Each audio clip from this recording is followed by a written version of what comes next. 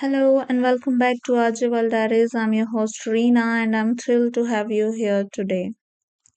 So today we are going to talk about something that can make your English sound so much more natural, that is phrasal verbs. Now you might already know that phrasal verbs are made up of a verb and a small word like up, on, out or off. But the magic is that when you put them together, the meaning often changes completely.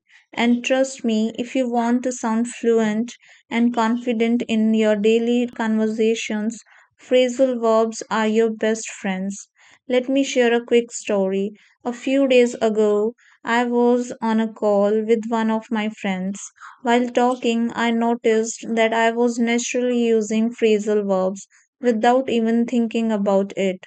I said things like, I'll pick you up at 7 or let's catch up soon.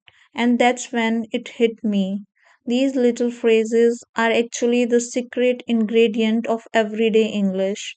Without them, conversations sound a bit too formal, almost like a textbook. But once you start adding phrasal verbs, your speech feels smooth and natural. So let's imagine a regular morning. You wake up, right? That's already our first phrasal verb, wake up. Then maybe you turn off your alarm. You get up from bed, you put on your clothes, and you head out for work. See how easily phrasal verbs slip into your routine. They are not just vocabulary, they are part of daily life. And the beauty is, phrasal verbs are flexible. Take pick up. You can say, I'll pick you up from the station, or I picked up some bread from the store, or even I'm picking up a new skill these days. One little phrase, so many uses. This is why learning them in context is so important. Now let's step into a workplace situation. Imagine your boss tells you to look over a report, which means check it carefully. Later, your colleague says, can you fill in for me tomorrow? They are asking you to substitute for them. And after a long meeting, you finally wrap up the discussion. Doesn't it sound exactly like how people really talks in offices? But here is the trick. Don't try to memorize phrasal verbs from a long list. Instead, practice them in real life sentences. For example, if you are leaving home, say to yourself, time to head out.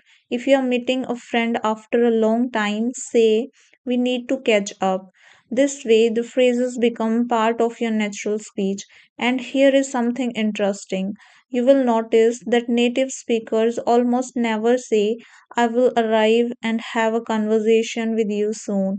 They just say, I'll drop by and catch up with you. The meaning is the same, but the second one feels warm, friendly, and real. That's the power of phrasal verbs. So, if you have ever felt like your English is little too stiff or formal, try sprinkling in these phrasal verbs. Start small, choose two or three, and use them again and again until they feel comfortable. Slowly, you will build a collection that makes your conversation effortless. And before I wrap up today's episode, let me leave you with this thought. Learning phrasal verb is not just about expanding your vocabulary, it's about stepping closer to the rhythm of natural English. The more you use them, the more fluent you will sound, and the more confident you will feel when speaking with others. That's all for today, my friends. Keep practicing, keep experimenting with new phrasal verbs, and soon you will notice how much easier conversations become. Thank you for listening, and I'll catch up with you in next episode.